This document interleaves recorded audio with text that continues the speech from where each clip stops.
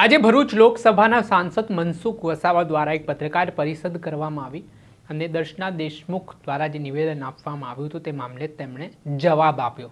એટલું ને આમ આદમી પાર્ટીના નેતાઓને લઈને પણ તેમણે વાત કરી છે અને તોડબાજીના આરોપ ફરી તેમણે કર્યા છે, જેને લઈને રાજનીતિ ગરમાઈ છે. અને આ મામલે હવે આમ આદમી પાર્ટીના ભરૂચ જિલ્લા પ્રમુખ પિયુષ પટેલ મેદાને આવ્યા છે અને તેમણે કહ્યું છે કે સાંસદથી એક સૂકેલું પાપડ પણ ભાંગતું નથી. આ મામલે શું કહી રહ્યા છે પિયુષ પટેલ, વિગતે વાત કરીએ. વૈષ્ણવજન તો તેને કહીએ જે પીડ પરાઈ જાનાને રે. નમસ્કાર દર્શક મિત્રો, નવજેત ન્યૂઝમાં આપનું સ્વાગત છે. હું છું ફૈઝાન. આ દિવસોમાં નર્મદા જિલ્લાનું રાજકારણ જબરજસ્ત ગરમાઈ ગયું છે. આરોપ પ્રત્યારોપનો દોર ચાલી રહ્યો છે. જે રીતે સાંસદ મનસુખ વસાવા અને સામા પક્ષે ધારાસભ્ય ચૈતર વસાવા અને દર્શનાબેન દેશમુખ જોવા મળી રહ્યા છે, તેના જ કારણે નર્મદા જિલ્લાની રાજનીતિ તેજ બની છે.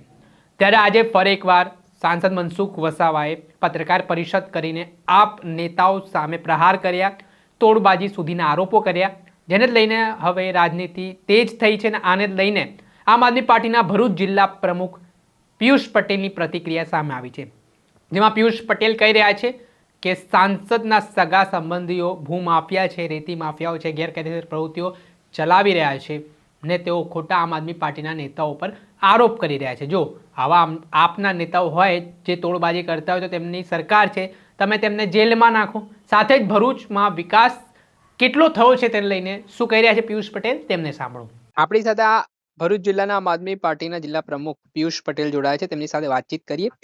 પિયુષભાઈ, જે રીતે સાંસદ મનસુખ વસાવાનું નિવેદન સામે આવ્યું છે, તેમનું કહેવું છે કે આપની એક ટીમ મુદ્દાઓ ઉઠાવે છે ને બીજી ટીમ પાછળના બારણે તોડ કરી આવે છે. આ નિવેદનને કઈ રીતે જુઓ છો?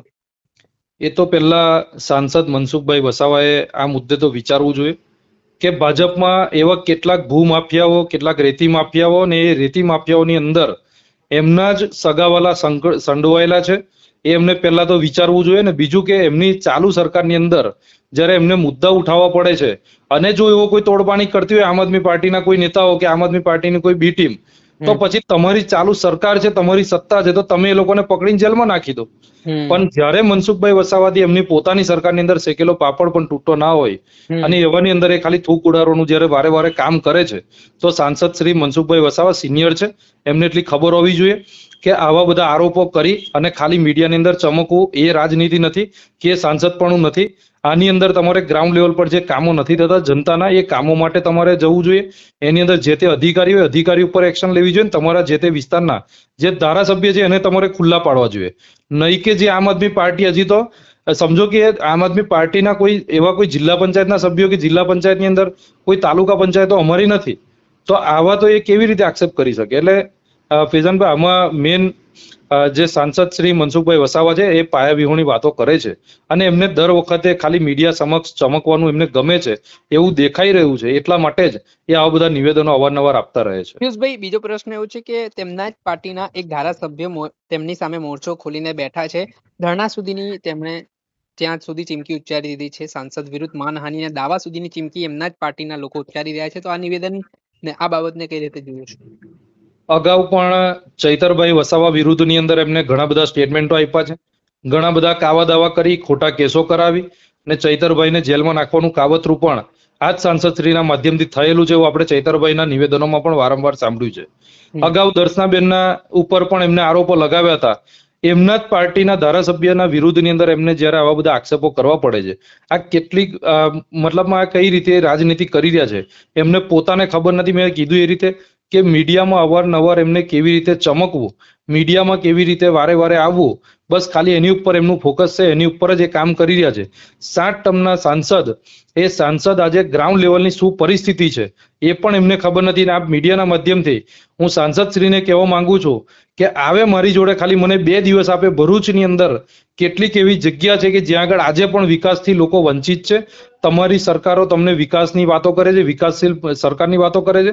હું આજે ભરૂચની ખાલી વાત કરું છું કે ભરૂચની અંદર 7 ટર્મથી તમે સાંસદ બનીને બેઠા છો, તો આવો મારી સાથે, હું તમને લઈ જાઉં. ને કેટલીક એવી જગ્યાઓ છે જ્યાં આજે પણ લોકો વિકાસથી વંચિત છે, જ્યાં લાઇટો નથી, જ્યાં પીવાનું પાણી નથી.